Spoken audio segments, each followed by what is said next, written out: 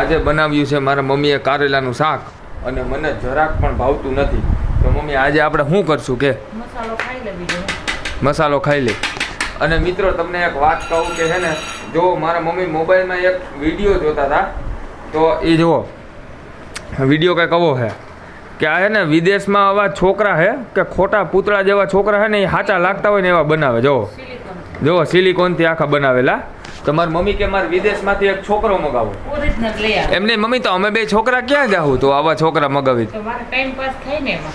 એમને આ જોવો તમે જુઓ આ ઓરિજિનલ જ છોકરા લાગે ને.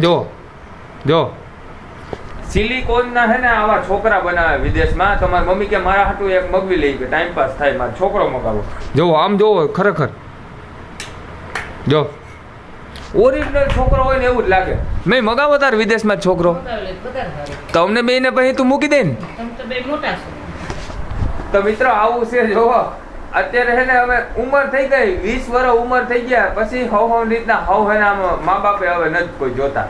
બસ ખાલી ખ્યાલ રાખે કે ભાઈ પરણાવી દઈએ પછી કે આમ છૂટાઈ કે તો પરણાવીને પછી હું અમારે શું કરવાનું? તો તમે તમારી રીતે રહ્યો. તું તારી રીતે. આવું છે જોવો ખરેખર.